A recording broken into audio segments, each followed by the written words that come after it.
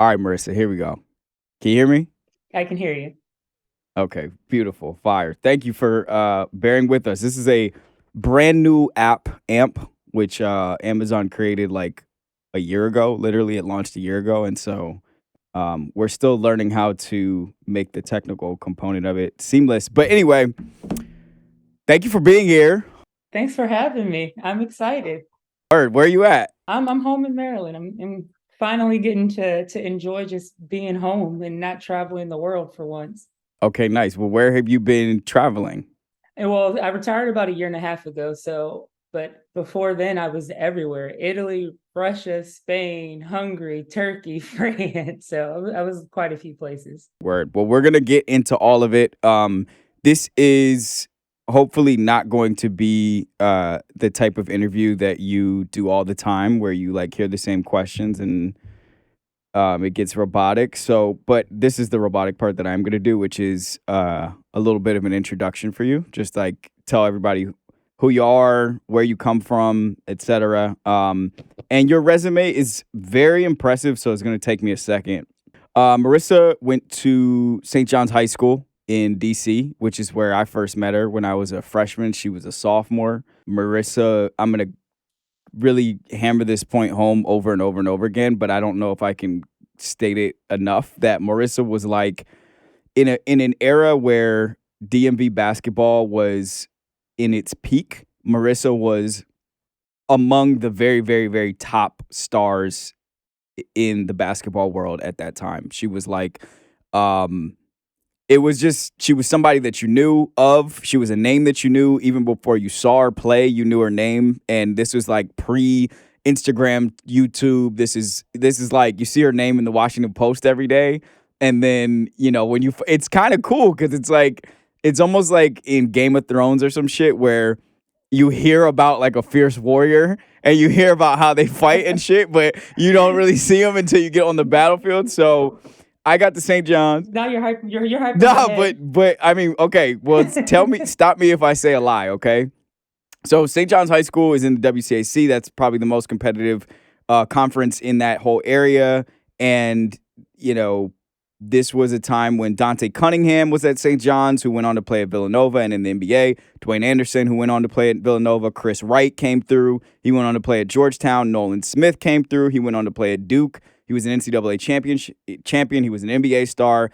And yet, Marissa was the star of St. John's High School. Like, there's no way around it. That is a fact. Anybody who hears this will nod along. If any one of those four dudes heard this, they would nod along. Like, that is a fact. Marissa went on to play at the University of Maryland. She was the ACC Rookie of the Year. They also won the national championship her rookie year. She went on to be the second pick in the 2009 WNBA draft. She's second all time at University of Maryland in scoring and rebounding. She was a WNBA All Star, three-time gold medalist, and like she said, she's played professional basketball all over the world. Today, she's the VP of Business Development at Kevin Garnett's sports betting company, Gaming Society, where she spearheads the Bet on Women program. She's also a part owner of Mellow Mushroom, a pizza restaurant in the. Is Mellow Mushroom in College Park? It's the one I'm actually not an owner anymore, but it's in Roanoke, Okay, well, Virginia. that is that's a hangover bio read. But anyway, everything else that I said. Okay, thank you for telling me the one thing I said that wasn't true. You said the one thing. No, it was just yeah. It was a long 7 year run. Nice. But Well, yeah, it was good yeah, I mean, times. and I last ran into you, I want to say maybe 3 years ago, probably before the pandemic at, where were we at? Jonathan Cooper's. Oh, well, I Starbucks. ran into you at Starbucks. Was that? It was before Okay. then. Yeah, it was at the Starbucks like 4 or 5 years ago. I remember I was studying for the GMAT, and you were That's in right. there. That's right. And Yeah. I want to start with this. I just want to start with this. We're gonna talk about basketball almost the way that like aliens would talk about it. Cause I wanna I don't know. I just want to, we hear people talk about basketball and it almost gets a little bit scripted in the way we hear people talk about basketball. I want to like take a really zoomed out lens on it. So you were as highly touted, you were a high school All American, McDonald's All American. Like you were as highly touted as a basketball player as a person can be in high school. That's a fact. What is that? What does that feel like to be a kid, like a literally a kid, a teenager that has a skill that everybody in your world knows that you have at the very, very peak of the mountain? Like, what was that like for you as a child? Well, first and foremost, it was exciting because I knew at a very early age basketball was my passion. I was 10 years old and I wrote my dad a letter and put it on his pillow Hmm. telling him I wanted to be the best basketball player in the world. And I remember it was Oh. a couple of days later, I was sitting at the table having breakfast and he says, I got your letter, but do you know what it's going to take to get there? Like the sacrifices you're going to make, what you're going to miss out on. And I was like, yeah, like I probably don't, but I know this is what I want. So just give that quick backstory is, once I got to high school and was getting notoriety and became a McDonald's All-American, it was like all those sacrifices and, it was like the first step in the ultimate dream of getting to the WNBA. It's tough though, because, you're in high school and you still want to do high school things, but then at the same time, you're trying to achieve, a very lofty goal. Getting the attention, was difficult, trying to stay humble amongst all that. But luckily, both of my parents did a great job in keeping me humble and ensuring that, first and foremost, it's education. You can only dribble a basketball for so long. So make sure you have, other, goals and things in your sight. But more than anything, it was fun. It was super exciting to be able to play at such a high level and to have, some attention while doing it. And I was showing I used to live in, California, like, 10 years ago. Actually, it was around the time that you got drafted, I wanna say. I was showing one of my friends one of your college mixtapes, like, one of your YouTube highlight mixtapes, and we were just like, I mean, we used to play basketball together at that age in our early 20s, like, just, out at the rec and stuff like that, and we were just talking about, like, how you play. Like, I have always seen you and observed you to be a person with humility, like, you're easy to talk to, people like you, nobody has a bad word to say about you as far as I can tell. On a basketball court, though, like, you're an animal, you know what I mean? On a basketball court, you're a monster. Like, you are extremely aggressive, you are always squared up to the basket, like, you kind of remind me of a combination between like T-Mac and Jason Tatum. Is that fair to say? Do you have somebody else that you prefer to be compared to? No, I'll take those comparisons any day. It's funny that you're bringing this up because there was one. This is one time, maybe like 4 or 5 years ago, when I was playing overseas, and a bunch of us were sitting around, kind of woe is me, because it was Christmas time. All of us are in Turkey, and it's just another holiday Uh, we're missing out on, and just like the sacrifice you make. So we all sat around. We found our male mm, comparisons to see how much money like we would be, and like everybody had to be a consensus. Like you couldn't just like, oh, I'm LeBron, I'm Kobe, and so everybody, you picked your player, and then everybody voted on if that was accurate or not. So mine okay. was Paul Pierce. And I remember like he at that point in his career he had like $220 million. And so it was just like funny for us to sit around and find our male comparisons. Like, okay, well, if things were a little different, we wouldn't be in Turkey right now. We'd be at home playing either Christmas Day games or, just at least And how enjoying a does hot that potato. feel when you make those comparisons? I mean, you're speaking about it with like a tone of positivity, even humor, but like how like I would even say comparatively, you're a better athlete than Paul. Like you're physically, like you are more athletic than Paul Pierce was as a basketball player comparative to his peers. But like, what does that mean to you when you see like, oh, these guys make 220 million with the same set, different gender? It's tough, but then you also put it in perspective. I would rather be able to live out my dream and do what I love and be able to make any kind of money doing it than the alternative, but it's also I consider part of my work in trying to help propel women's sports forward, and that's a big part of like what we're doing with my company now. um but again, it's tough because here I am, like I needed a plan B, not because I wasn't good with my money, not because of any other factor than I just you're as a women's basketball player, you're not going to make enough money in your career to sustain you the rest of your life. So that's an unfortunate thing of it. I remember, the ESPYS some years back, it was Peyton Manning, uh, Kobe, and Abby Wambach on the stage, and they were getting some like lifetime achievement award. And Abby Wambach spoke to the fact, she's like, here I am getting this up here with two of the greatest athletes of all time.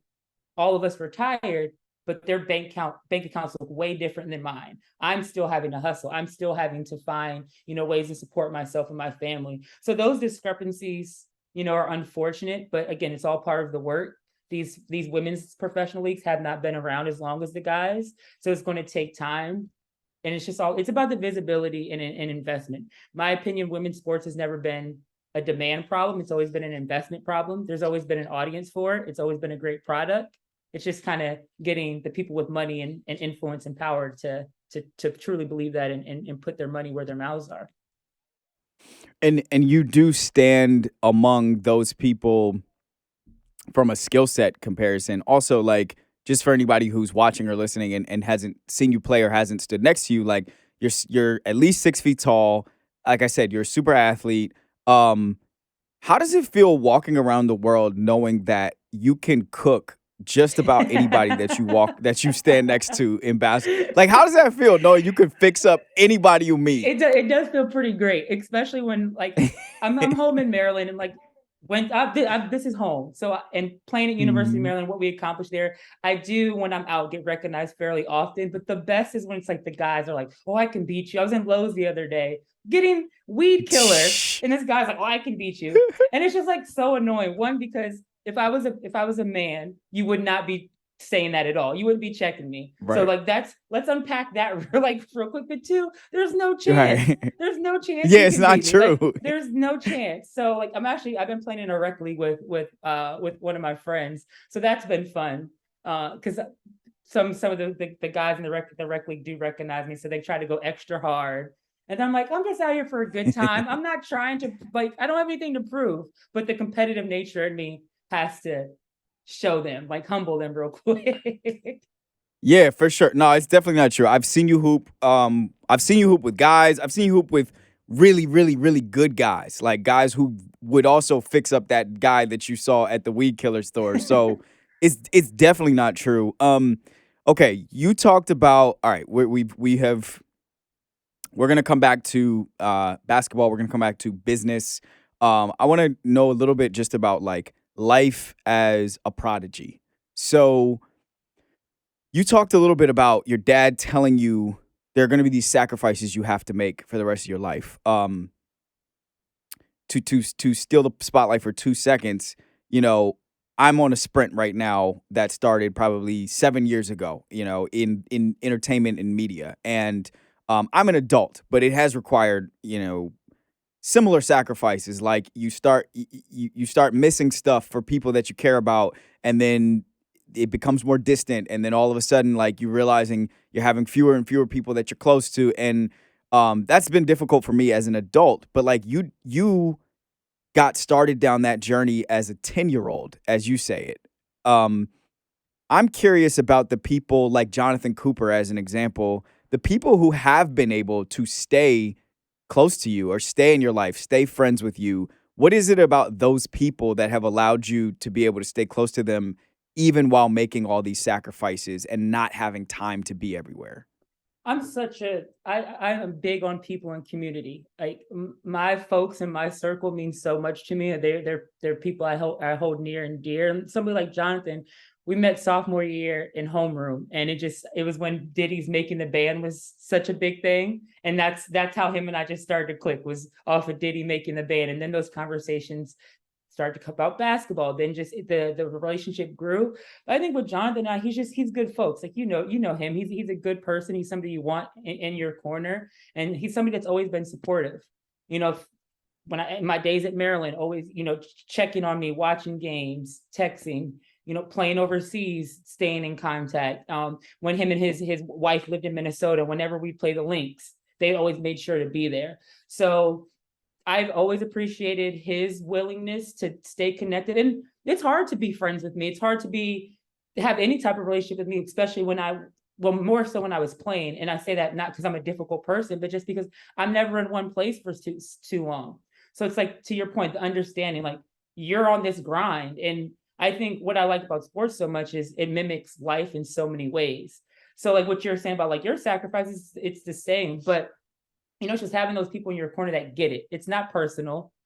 We're all on this grind. We all have, goals and things we want to achieve. And it's the people that you can just align, and they have similar ambitions. So they get it. They get that you may not be able to talk every day or, every other week. But when you guys do link up, it's like nothing, you didn't skip a beat. Are you are you attacking business and your post basketball career with the same tenor, like with the same ferocity, grind, year long training? Like, are you bringing that same mindset over here, or are you taking this opportunity to change your life in some ways? It's more of the former. I think there's a little bit of imposter syndrome at times, just because I didn't have the traditional route to business. And as you and I both know, in the business world, there's not a lot of folks that look like you and I, and especially the industry I'm in with sports betting. It's that small percentage is a fraction of that in this industry. So being an athlete, being a woman, and being a black woman, it feels like at times there's like this imposter syndrome, like, do I belong? But I know I have set myself up, I've done the work to get here, but it's just sometimes like having to check myself, like it's okay. You can learn along the way, like you do belong, you put in the work. And that was such a motivating factor to go get my MBA. Was like, I know I have the intelligence, I know I have the work ethic, and again, like with sports mimicking life, they teach you the intangibles, leadership, how to work in a team, time management, making sacrifices. So those are all things that in order to be successful in business, I believe you need to have. But with going to get my MBA, it was if I walk into these rooms already with the skill sets that I possess, and then I have this credential, you can't question my abilities at all, because it's marrying the traditional education of it all and then the skill set. I ended up not getting my MBA though, so um, but no, but again, attacking it with the same determination as I did sports. I'm a very goal oriented person, so it makes it kind of easy just to set those goals and work towards them. Did you I actually don't know, so forgive me for not having this information. Did you leave the program, or did you decide not to go at all? I might have once known this, but I don't remember. No, no, no, it's okay. So in my off season, I was going to stop playing overseas and go get my MBA. So I got into to Kellogg in Darden. Then talked to some like mentors and like, don't do it. Like, you are going to spend all of this money, and essentially it's for a Rolodex. Like, you've already built a good network that you can continue to build. What you are going to school for, there's other ways to get that knowledge and that information without the $170,000 price tag. Um, so I kept going overseas, and then I was in France. My mom passed suddenly and unexpectedly, and that like shook everything. So it's now reshifting. I After my mom passed, I didn't care to play basketball anymore, so I retired after that. And then it was like, okay, now, like what now? Because everything stopped a lot sooner than I anticipated. So I went through the MBA process again. I got into Georgetown, was getting ready to start that program at the same. Well, I chaired the campaign here in Maryland to legalize sports betting. So let me take that quick step back. And in that process, I got connected with Jason Wright at who's with the Commanders. So I was building this relationship with him, was in talks with them about them creating a position for me to do some stuff there. And then I was going to start the MBA program at Georgetown. The week both of those things were getting ready to happen, the founder of Gaming Society, her name is Jamie Messler. She also founded Players Tribune. She connected me. She connected me on, linked me in. It's like, hey, people keep saying that you and I should be connected. Da da da da da. We had a conversation, and 2 hours later, she's like, hey, would you want to come help me build this company? And I was like, well, supposed to start my MBA program this weekend. So that was the long story of saying, like, I decided not to go through with the MBA program because building a company is your MBA times 10. And, I was like, the areas I feel deficient, I can supplement those things with, whether it's reading, taking, certain courses or getting certain certificates.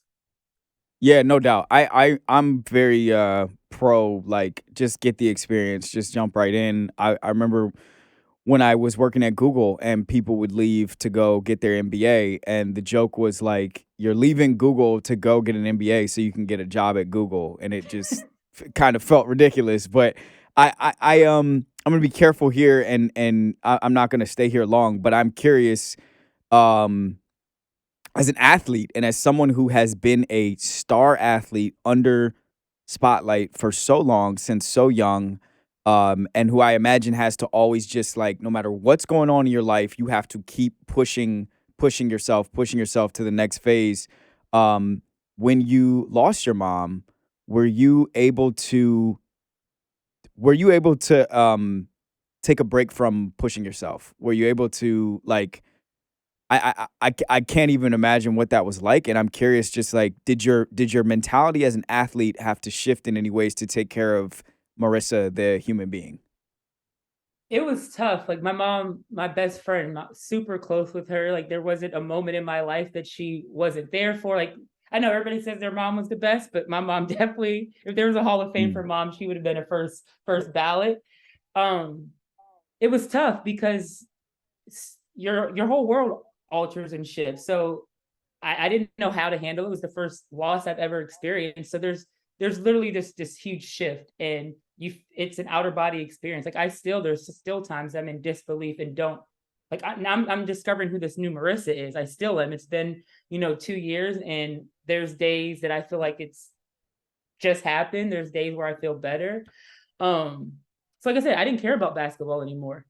Like that yeah. was like I didn't want to go back to France. I didn't want to play in the W anymore. I just it's like, what's this new new Marissa? Um, Right. so I don't even know if I really have an answer for your question because it's still like a work in progress. Like I'm learning that Sure. there's no timeline for grief. It comes in waves. Um, it's opened up my eyes to a lot. It changes the way you think and view certain things. It's Yeah. difficult. And I resented basketball for a very long time after my mom Uh. passed because as much as basketball has afforded me, it has also taken away a lot from me in the sense that I spent 12 years playing overseas. I missed 8 Christmases in a row. I missed 8 Thanksgivings, Mm, graduations, birthday.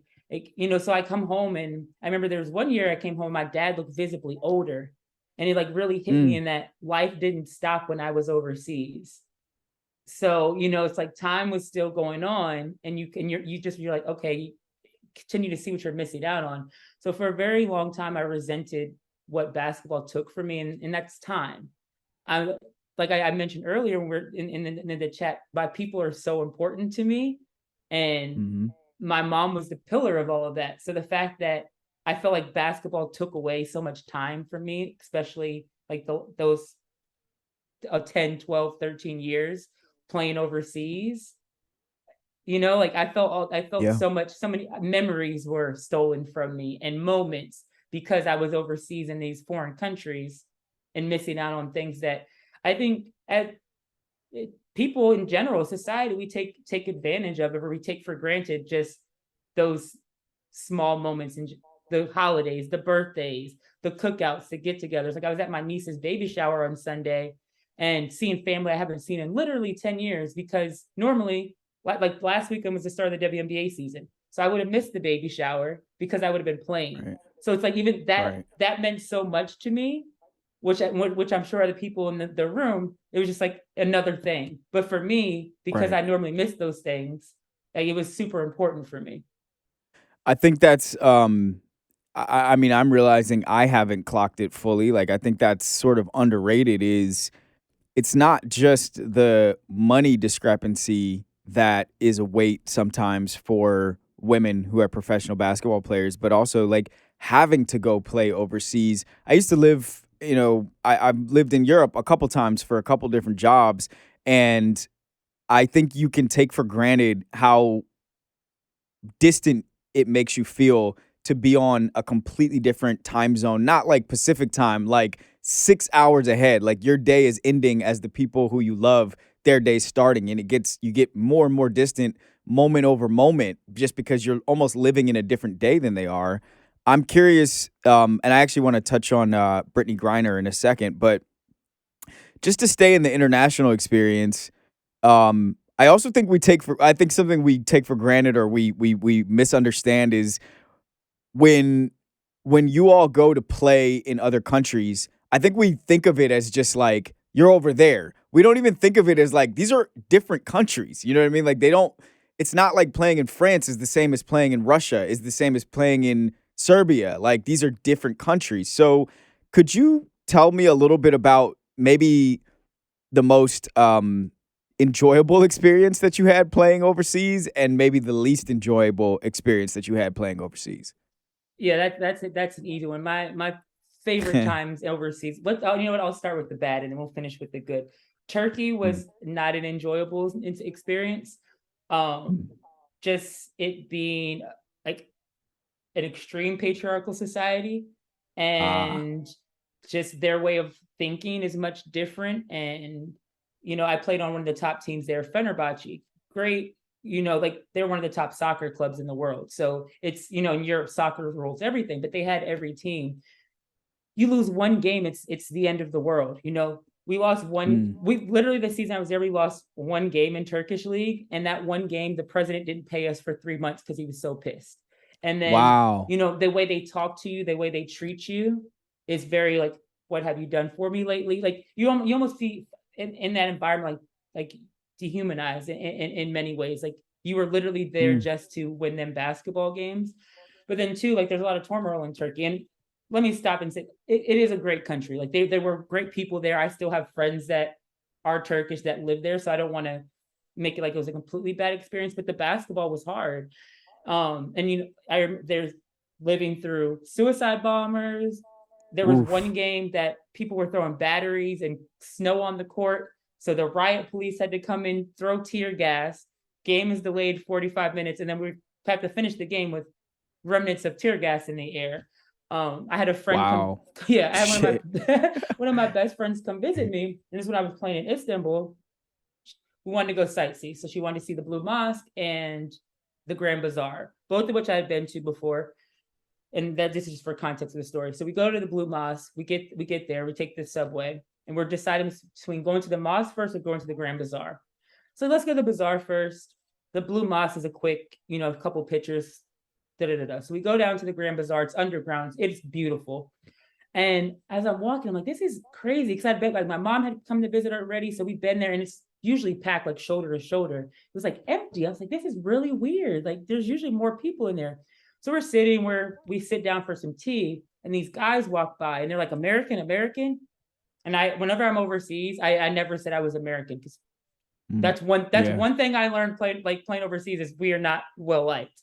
So I Oh, never said man. I was American. So I was like, no, no, no, no, no. We go into a souvenir shop, and the guy's just like, he's like, church, church, you know, dead, da da da. So we're like, he's talking about a funeral. Anyway, Huh. so we leave the Grand Bazaar, and my phone starts blowing up because we're underground, so there's no service. And I have all these messages. My mom, my dad, my brother, like, are you okay? Are you okay?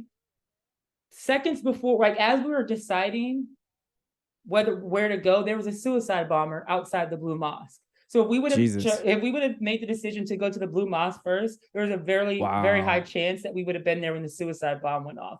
So it's just like things like that, and then you call your agent, and because you're scared shitless, you call your Right. agent, and he's like, "Well, I mean, the option there, you can terminate your contract and come home, not get paid, and I can find you another team where you can just kind of Tough it like out. almost like it is what it is." But this is Shit. this is just that same incident, and I will never ever, as long as I live, forget this, because again, it's all relative, and it's what you're used to, what's the norm. So I was talking to my teammates about it, and she was downplaying it, like why are you so shaken? Like it's nothing. I'm like, well, it's not normal for suicide bombers when I'm at home. Like I'm not worried about going. Like she said, well, it's not normal for it to shoot up schools either. And I remember like I couldn't say anything to that. Like how do you respond? True. How do you respond to that? Like Right. yeah, they watch our news, and they're like, wow, It's crazy. another school shooting in America, another shooting there. I'm like, wow, like that was crazy. Like, Yes, but yeah. the So, devil you know is always less scary than the devil you don't know, and your agent is yeah, like, I feel like your agent's like sitting at Soho House looking at your contract, like, you can come back if you want to, but if you had a tough mind, you would stay out there. Wow, okay, that's yeah. crazy. I let me, if I can, I The stories I could no, tell. I mean, and I want to actually, we all had. I'm gonna be real about how I think we, and I'm using a very general and collective we, responded to Brittany Griner's predicament in Russia. I think at first, when we all learned of the news that she was being detained, I think honestly, I think most people dealt with it like a slight curiosity, but mostly just like, oh, weird. That's some weird like international news, whatever. That sounds a little scary, but no real like evocative feelings connected to it as far as I could tell. As it started to linger and started to pop, here and there, reporters would report on it and it would come back, it would bounce back into, ESPN or listening to Levitard, and you'd hear him mention it on Levitard, and started to get realer and realer over the course of weeks and months. And then I don't know when it was, maybe like 2/3 of into the time that she was there, this like gravity hit us. And I think it had to do with seeing images of her. I think it had to do. I remember I was on the FaceTime with some of my friends, and I Googled like where this place was that she had just been moved, and it was like 600 miles outside of Moscow. And I was like, oh, wait a second, this is terrible. Like she could die. Like she could be there for 30 years and this be the last we hear of it. And then all of a sudden I felt, I started watching the swell of like, the president talking about it and players like mentioning it and wearing like Brittany Griner stuff. But it really took a long time, I think, for people to understand and for it to be humanized, for it to be like, there's one of us is over there. What are we doing? Like we gotta. And it felt to me, and tell me if you think this is a reach, but it felt to me connected to the fact that Brittany Griner is a woman's star. She's a woman and she's a star. She's a black woman. She is also a woman who I think, since we became aware of her, we've looked at her and said, like, I think people have questioned how much of a woman she actually is. Oh, she's tough. She'll be fine over there. She's 6'8" or whatever. Like all this shit that was separate from just there's a person detained in fucking goddamn Russia, 600 miles outside of Moscow. So I'm curious, what was your experience with learning about Brittany Griner being over there, and how did you go through the I guess the psychological, map as you learned about what was happening to her over there? It was a tough time for everybody connected to her in the W, and what you said was not a reach at all. That's fact. Hmm. Fact, and that's something that we talked about like internally as W players was she had everything working against her. Mhm. She was everything that America hates and everything that Russia hates. She is black, Mm. she is a woman, and you couple that with like her celebrity and her being an athlete. Like it was awful, and it was so disheartening to read some of the comments. People want to do everything for a retweet and to go viral, not realize like this is a human. This is somebody's life. Like where's your just basic sense of humanity? And it was tough too, having been in Russia, having played in Russia, knowing what the conditions are like, knowing how literally cold it is there, but actually, and then too, just how cold of a place it is. And then you looked at the political environment at that time too. It was scary. Like we didn't think she was going to be home for a very long time. But if you look at historically, like the players in the W, we've always been on the front lines of social justice issues. Yeah. Dating back to kneeling for the anthem, and our support for Cap, and what he was doing, to the bubble season and campaigning for Warnock. It continues to George Floyd. Like the list is endless. So I was very confident that I knew we were going to come together as a league, as a union, and do our part in getting her back. But you felt so helpless because this wasn't a WNBA issue. This was literally a political issue. Yeah. So there's only so much control that we had. But I know a lot of us went to sleep at night thinking about her and thinking of those conditions. She's also 6'9". Right. And you think the conditions she was living in are not conducive for her Right. size. And then not understanding the language and like you're worrying about her psychological, her mind. I did an interview when she was still detained, and there was two questions that the guy asked that I don't want to say bothered me, but it just kind of shows like what we are talking about, like humanizing her. The first question was like, well, what are my expectations for her when she gets back on the court? And this is when she was still detained. We didn't know if or when she was going to be back. I said, I don't have any expectation for her to get back on the court. I just want her to be able to be okay. to be able to live some, sort of normal life after this experience. And then the second question he asked was, did I agree with, this narrative that was being pushed that if she was LeBron James, that she would have been home already. I said I think that's a terrible comparison, and that LeBron James would never be in that Right. situation, not because he would not have made that mistake, but because he would have never had to go play in Russia to supplement his income in the first Yeah. place. So you can't compare the two. Right. LeBron has not So been on a no, commercial plane since he was 16 years old. He wouldn't know he wouldn't yeah, even know where to sit on a fucking JetBlue flight. exactly. Like there's not an NBA player comparable to Brittany and her caliber Right. that would have to go play anywhere in Europe to make any Right. money. So like no, you can't compare the two. Mm. Okay.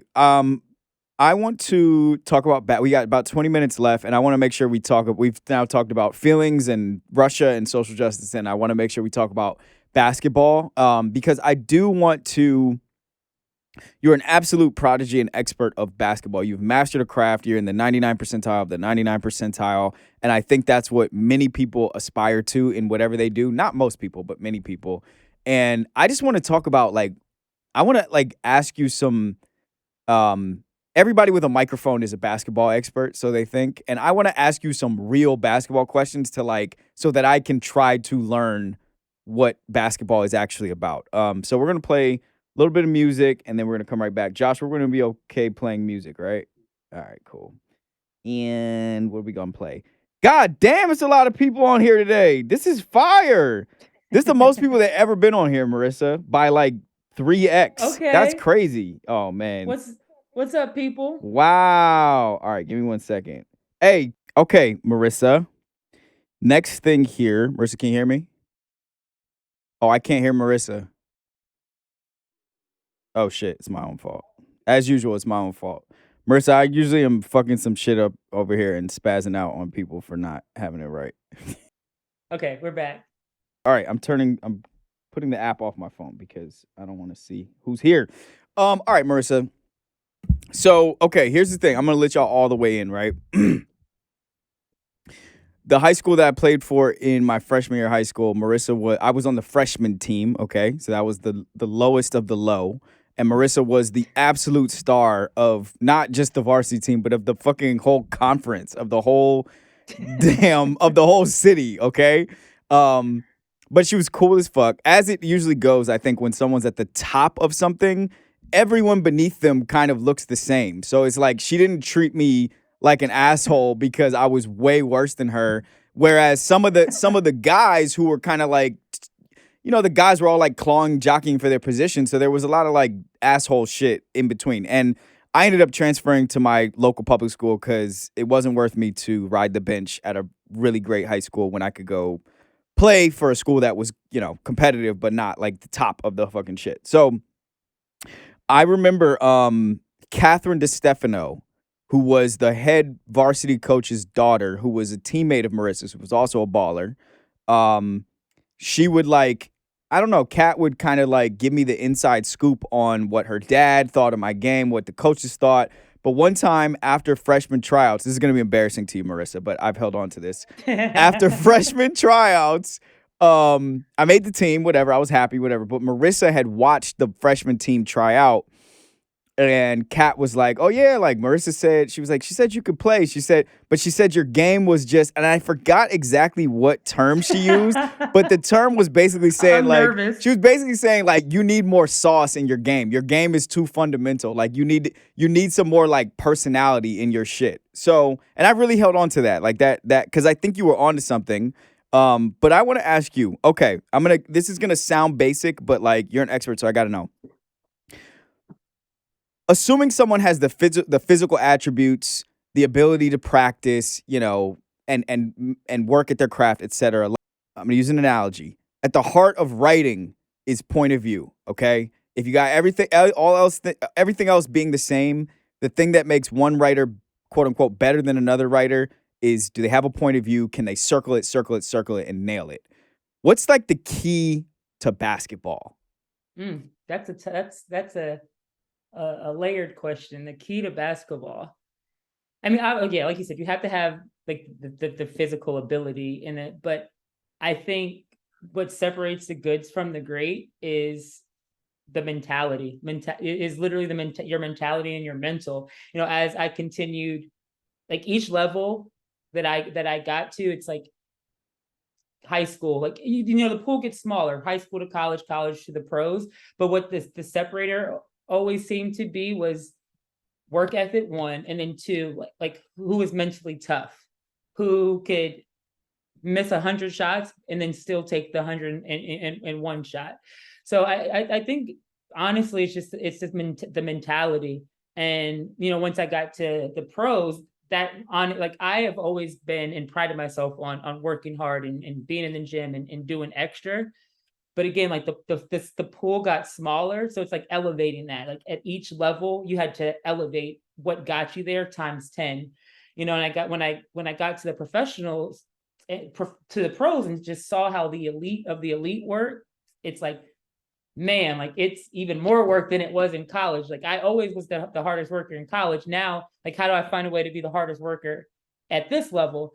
And when I played in Indiana, one of my favorite teammates I played with, and one of the best leaders I played with, Tamika Catchings, I could never beat her in the gym. I don't know what time she got there, no matter how hard I tried. I honestly just stopped trying because I'm like, I don't. Maybe she sleeps here. But it's that determination and dedication. I truly believe.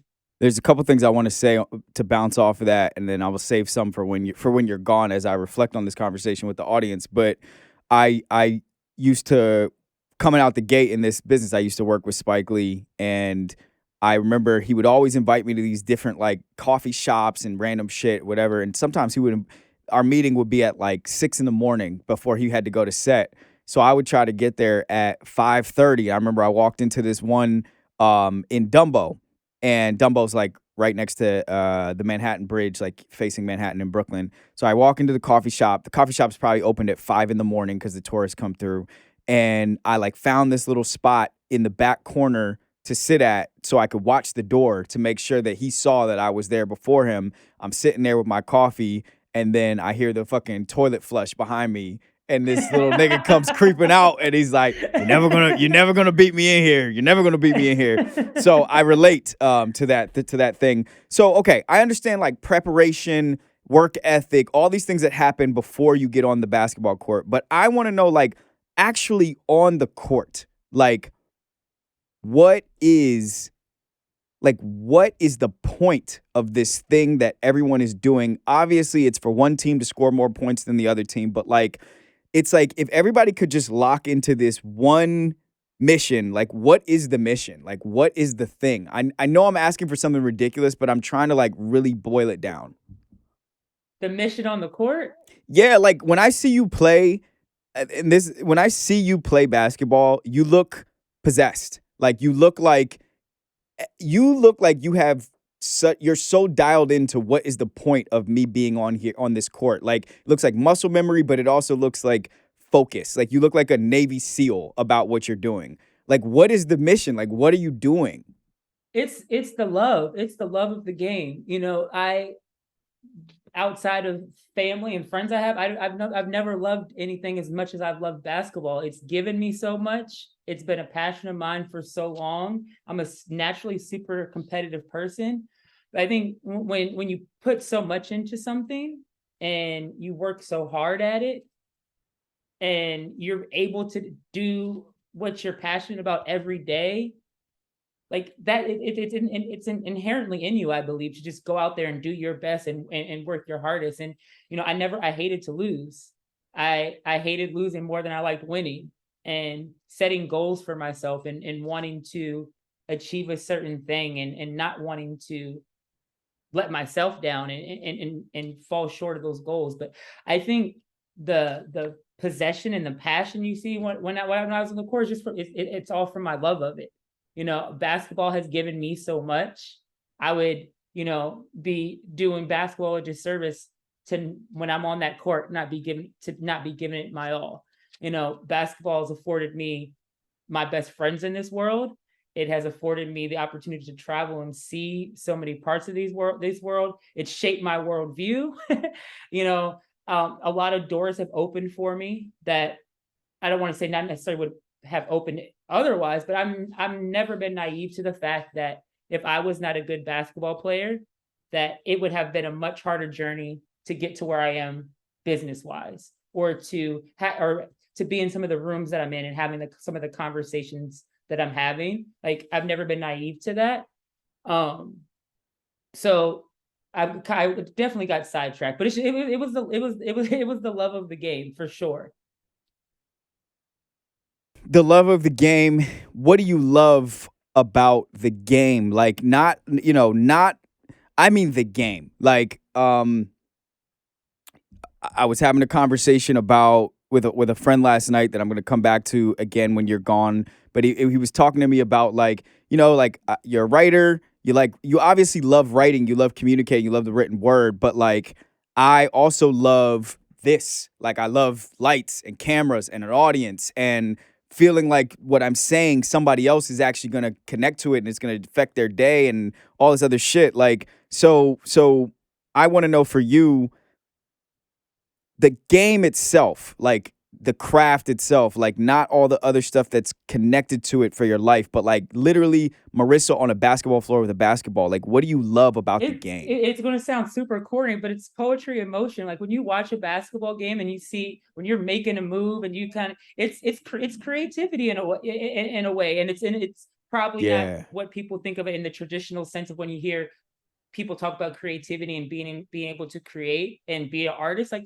in many ways, being a basketball player, you are an artist, you are creating Yes. because it's instinctual. You're having to read the defense and all right, here comes my move I'm making, and it's learning how to play with and against people. It's then there's the competitive edge, but I think it's like I said, it's a poetry in motion, be able to just kind Mm, of create in a different way and go out there. And I think it's sports in general are one of few things that you can kind of see the tangible results, and it's not really yeah. it's not a subjective thing. Like with music, I can like J. Cole and the next person may not. But with basketball, you're either Right. good or you're not. Like there's some haters like, oh, blah, blah, but you know what I mean? So like it's one thing. Like if you put in Yeah. the There's a work, scoreboard. it's going to translate. So I really enjoyed Mm. shooting 1,000 shots and then my next 3 games shooting 70% from the field. Like seeing that work pay off and being out again, go out there and just Mm. create and channel that competitive energy. I need you to settle. I'm not. Well, I'm not really ready to say settle, but I would like for you to weigh in on a debate that we've had amongst ourselves that I think has been happening in basketball. Um, in my opinion, a part of professional basketball is the performative aspect, the relationship between audience and players and each other, players and audience. And when you remove the audience, when you remove the fans, to me, that's something different. I'm not saying it's better or worse, I'm saying it's something different. So when I think about the bubble and I think about the Lakers winning the championship in the bubble, it's something different to me than a normal championship. I'm not saying it's better or worse. I'm saying it's different because an audience makes people. I know people who can write. I know people who can talk shit. I know people who think they're super clever in a barbershop or on FaceTime or whatever. And then you bring them in here, and there's people looking at them and listening to them, and all of a sudden they don't know how to express themselves, and it's different. So my question for you, which I have now overly fed the witness, but do the fans in the stands matter when we think about basketball? When we think about what's One happening on the court? Does thousand it matter? percent. Does it One okay affect thousand you as a percent. And I was professional? smiling the whole time you were saying that because I'm definitely on the same wavelength as you. The bubble season, the Lakers get a big asterisk. And no, for sure. I mean, when you're playing against 19,000 fans and they're cheering against you, it is a much Mm, different vibe than when they're cheering against you. Um, just as simple as you're at home, you hit a big shot and the place erupts. That's feeding your energy. That's right, feeding the momentum. You think you can literally conquer the world when you hear 19,000 people cheering for you right, versus the alternative. It's 19 right, cheering against you. You miss a shot, everybody's booing, and then you're like, oh fuck, right. But then too, people that are built a certain way, that away game, you hit a dagger and you hear the deflation in the crowd. So it definitely adds a different element and pressure either way, because then and it's case by case. And I'm not a big LeBron fan, so that I may be biased in saying the bubble season was an asterisk. But I mean, you look last night, he missed a couple big Hell shots. yeah, he did. So.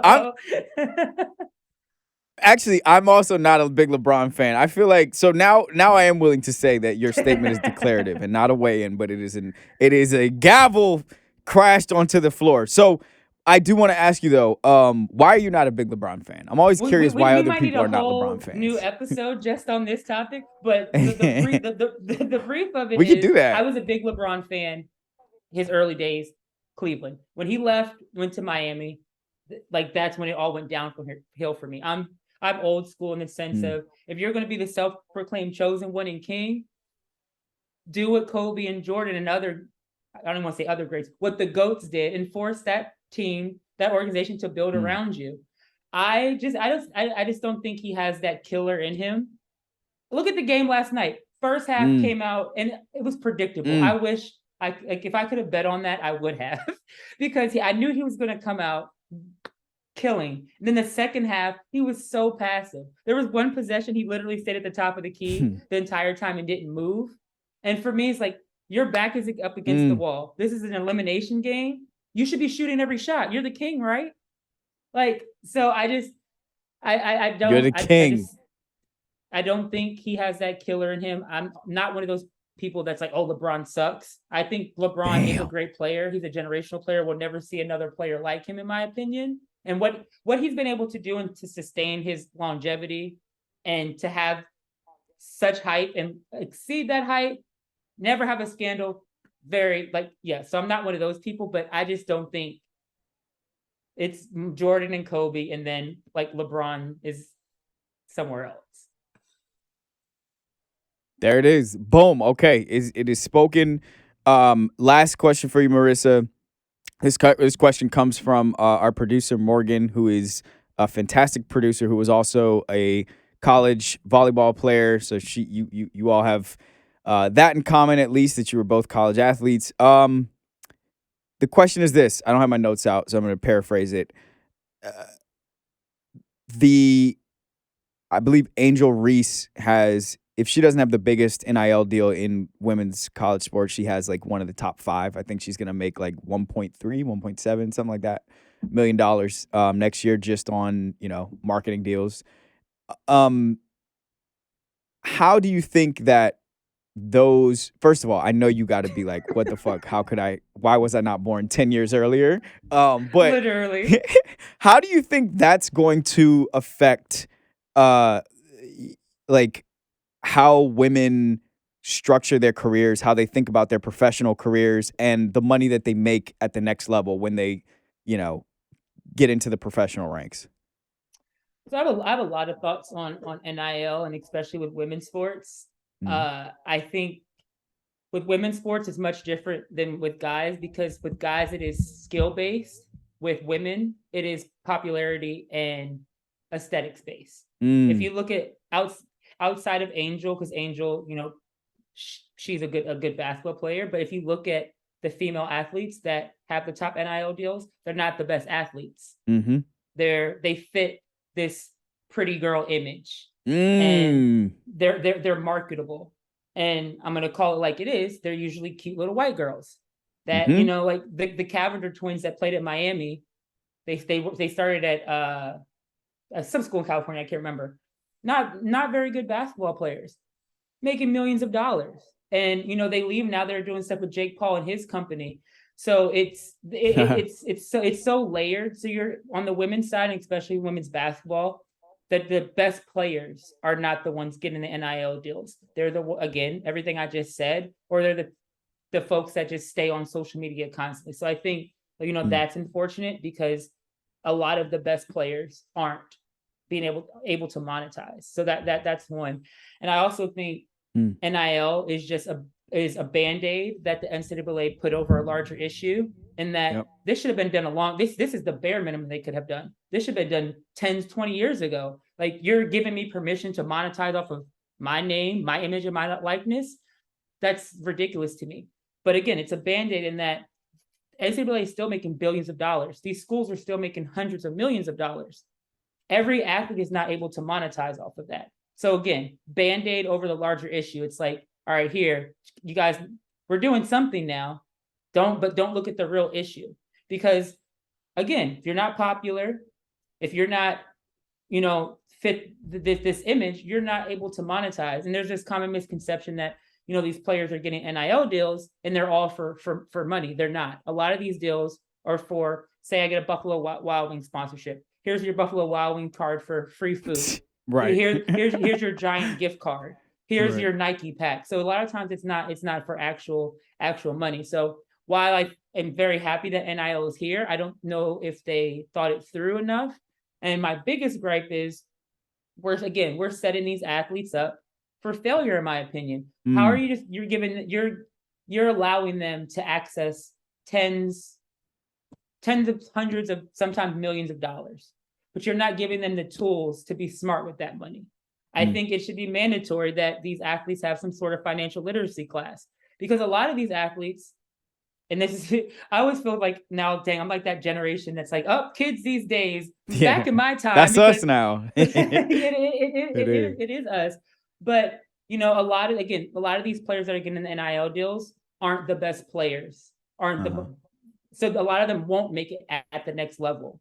So this is their time to make their money, but we're not giving them the tools to make that money stretch. Mhm. And in this era of social media, it's how many Louis bags can you have? Right. Did you get bottle service? How can I flex? And then a lot of these athletes that say the bare minimum $200,000 you made throughout your college career, but you weren't smart with that money, then you Yeah. graduate and you know you might have to start all over. So I Right. just think while it's a good thing, it wasn't completely thought through. Like, we're giving 19, 20-year-olds access to this money, but not giving them the tools. Grown ass adults can't manage their money. Right. Why are we expecting these student athletes to do that, and you're not giving them the proper tools? Yeah. Yeah, I agree. I think most people don't understand that this is not the NCAA paying athletes for their services. This is the NCAA doing the bare minimum, which is getting out of the way of them making money on the side for what they do. So the real hurdle to clear still is that this is still free labor for the NCAA. This is ridiculous.